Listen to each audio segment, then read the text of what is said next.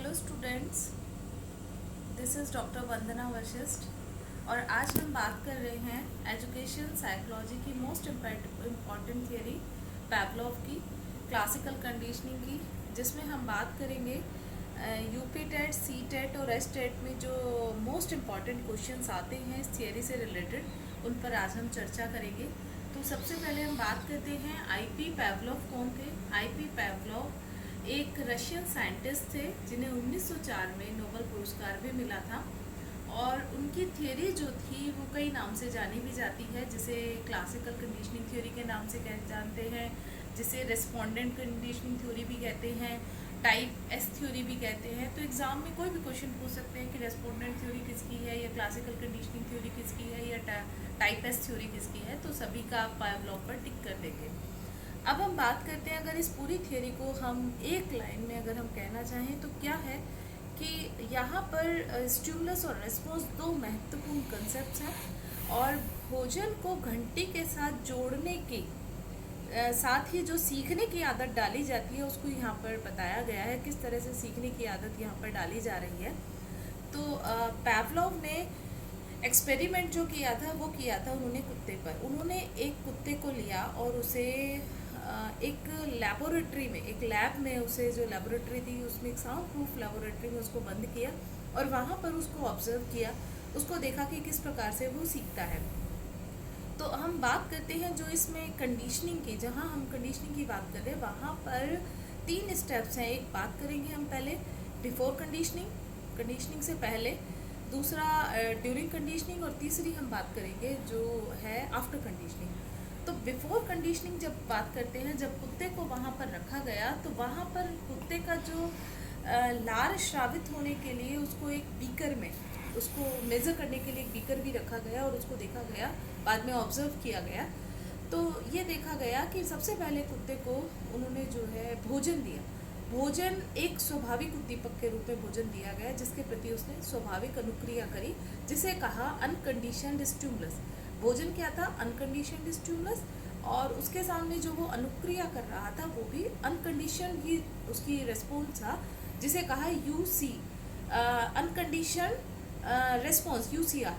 और जो यूसीआर क्या था? वो था लार श्रावित होना। तो भोजन को देखकर लार श्रावित होना एक स्वाभाविक अनुक्रिया थी। ये था हमारा बिफोर कंडीशनिंग की हम बात कर रहे हैं। इसी तरह से अगर हम बिफोर कंडीशनिंग की बात करें तो एक न्यूट्रल स्टिमुलस दिया जाता है, घंटी। केवल अगर कुत्ते को घंटी बजाई जाए तो उसके प्रति उसका कोई रिस्पॉन्स नहीं आएगा। अब इसके बाद कंडीशनिंग के at the time of conditioning अगर हम बात करें तो वहाँ पर कुत्ते को पहले घंटी बजाई गई और फिर उसके बाद कुछ सेकंड बाद भोजन दिया गया। ये प्रक्रिया बार बार दोहराई गई।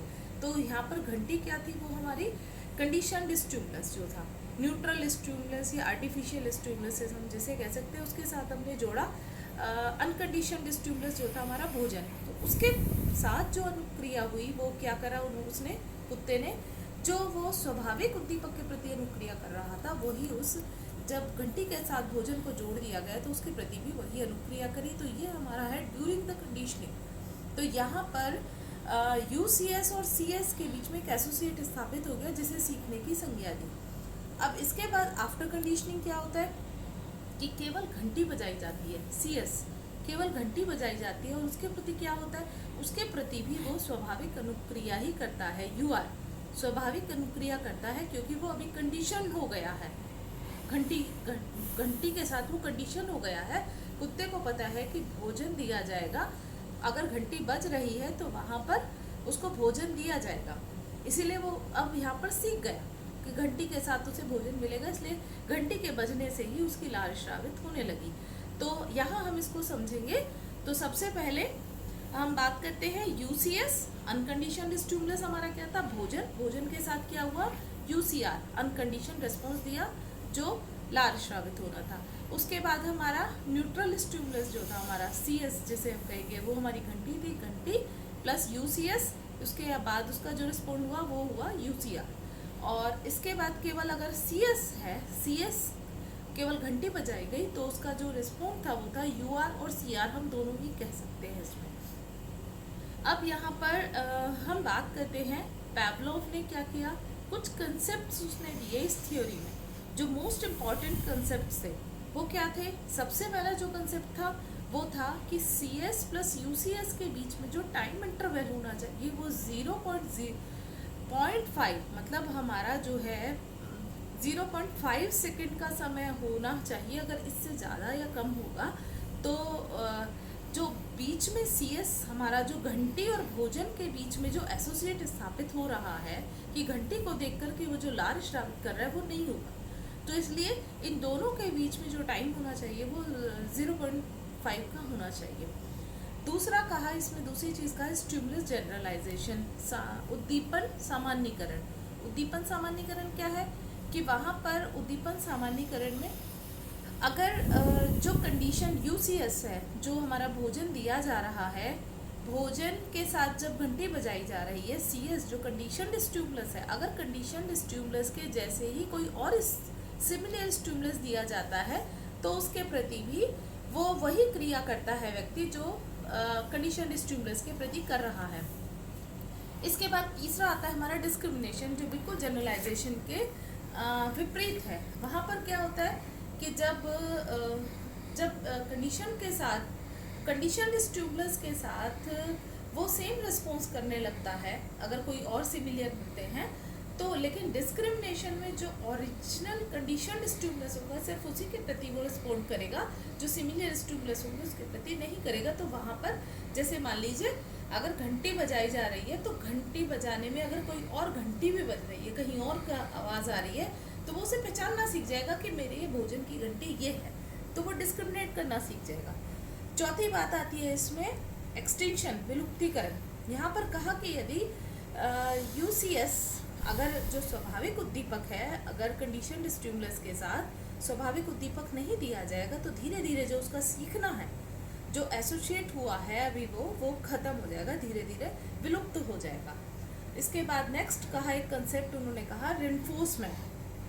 रेनफोर्समेंट पुनर्बलन। पैवलोव ने कभी भी रेनफोर्समेंट शब्द का प्रयोग नहीं किया, लेकिन उन्होंने जो यूसीएस कहा, यूसीएस को ही उन्होंने अनकंडीशन स्टिमुलस को ही उन्होंने पुनर्बलन के रूप में यहाँ पर प्रयोग किया। इसके बाद है रिपीटेशन और समीपता, कंटिग्यूटी। कहा कि अगर रिपीटेशन नहीं होगा दोनों के बीच में, हमारा कंडीशन और अनकंडीशन स्टिमुलस के बीच में अगर रिपीटेशन नहीं होगा तो जो व्यक्ति सीखता है, जो एसोसिएट हो पाता है वो नहीं हो पाएगा। और समीपता दोनों के बीच में, सीएस और यूसीएस के बीच में जो है 0.05 का जो 0.05 सेकेंड का समय होना चाहिए। अगर इन दोनों के बीच में समीपता नहीं होगी तो वो जो एसोसिएट नहीं कर पाएगा।